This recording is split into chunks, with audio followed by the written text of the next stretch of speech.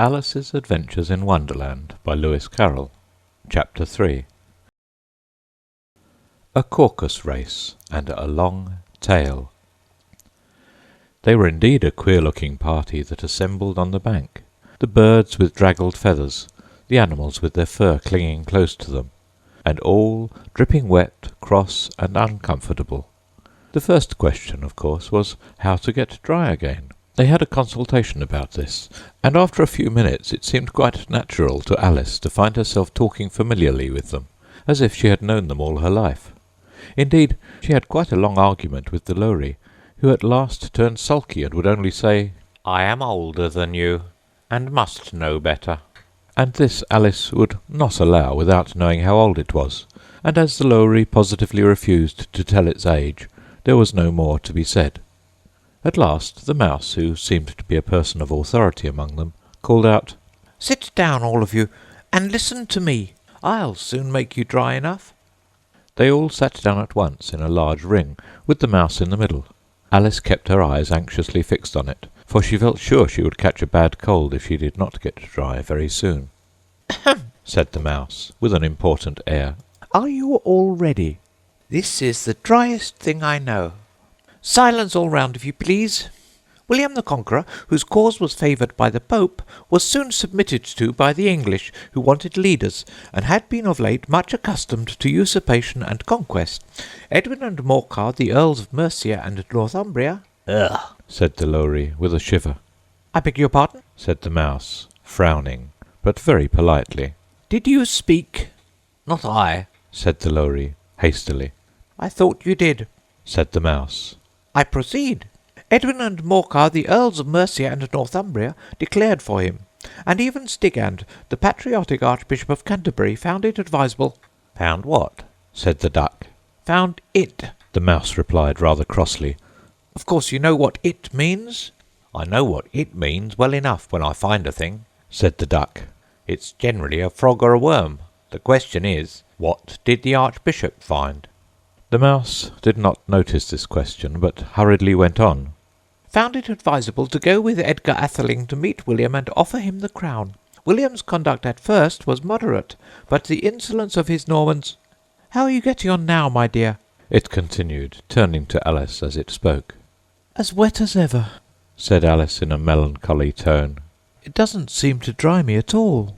"In that case," said the dodo solemnly, rising to its feet, "I move that the meeting adjourn, for the immediate adoption of more energetic remedies."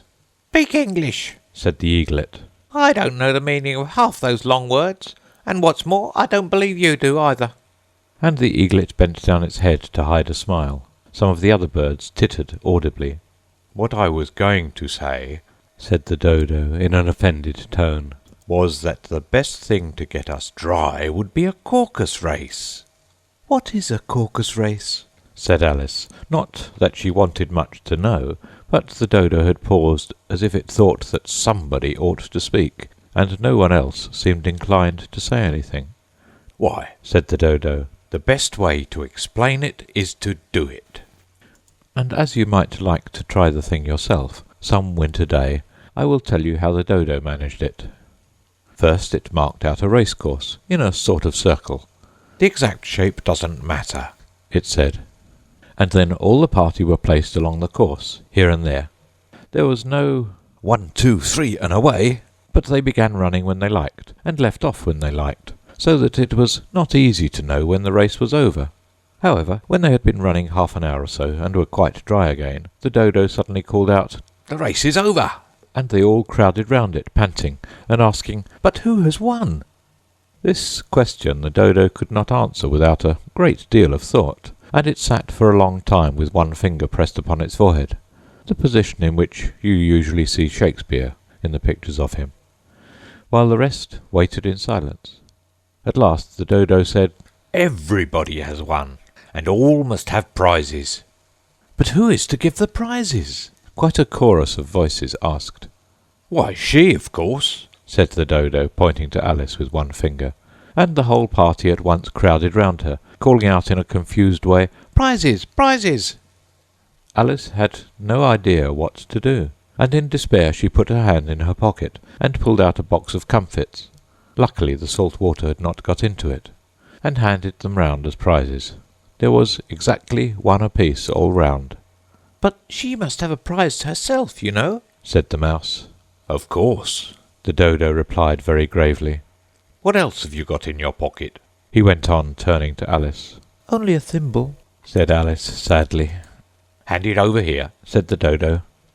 Then they all crowded round her once more while the Dodo solemnly presented the thimble, saying, "We beg your acceptance of this elegant thimble." And when it had finished this short speech, they all cheered. Alice thought the whole thing very absurd, but they all looked so grave that she did not dare to laugh, and as she could not think of anything to say, she simply bowed, and took the thimble, looking as solemn as she could. The next thing was to eat the comfits. This caused some noise and confusion, as the large birds complained that they could not taste theirs, and the small ones choked and had to be patted on the back. However, it was over at last, and they sat down again in a ring, and begged the Mouse to tell them something more. "You promised to tell me your history, you know," said Alice. "and why it is you hate C and D," she added in a whisper, half afraid that it would be offended again. "Mine is a long and a sad tale," said the Mouse, turning to Alice and sighing. "It is a long tale, certainly," said Alice, looking down with wonder at the Mouse's tail. "But why do you call it sad?" And she kept on puzzling about it while the Mouse was speaking, so that her idea of the tale was something like this. "Fury said to a mouse that he met in the house, 'Let us both go to law. I will prosecute you. Come, I'll take no denial. We must have a trial. For really, this morning I've nothing to do.'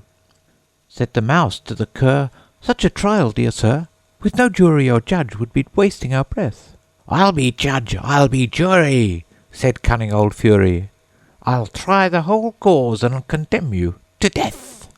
'You're not attending,' said the Mouse to Alice severely. 'What are you thinking of?'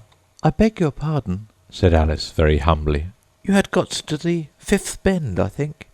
'I had not,' cried the Mouse sharply and very angrily. 'A knot?' said Alice, always ready to make herself useful, and looking anxiously about her.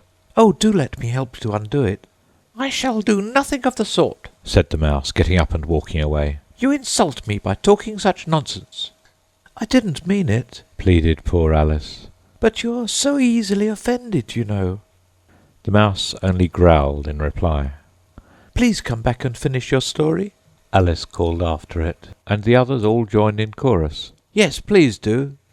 But the Mouse only shook its head impatiently, and walked a little quicker.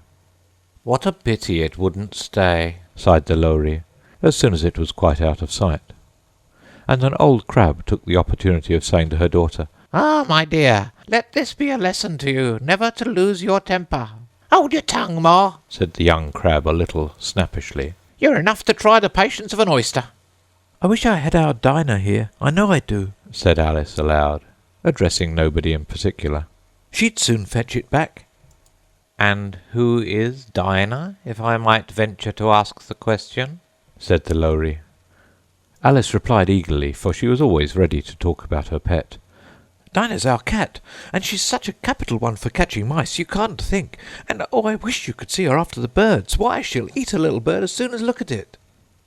This speech caused a remarkable sensation among the party.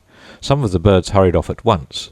One old magpie began wrapping itself up very carefully, remarking, 'I really must be getting home. The night air doesn't suit my throat.'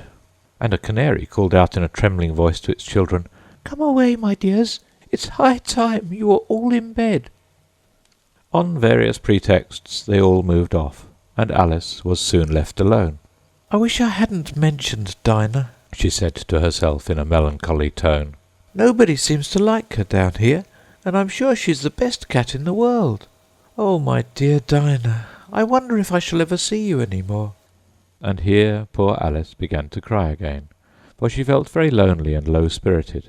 In a little while, however, she again heard a little pattering of footsteps in the distance, and she looked up eagerly, half hoping that the Mouse had changed his mind, and was coming back to finish his story. End of Chapter 3 of Alice's Adventures in Wonderland.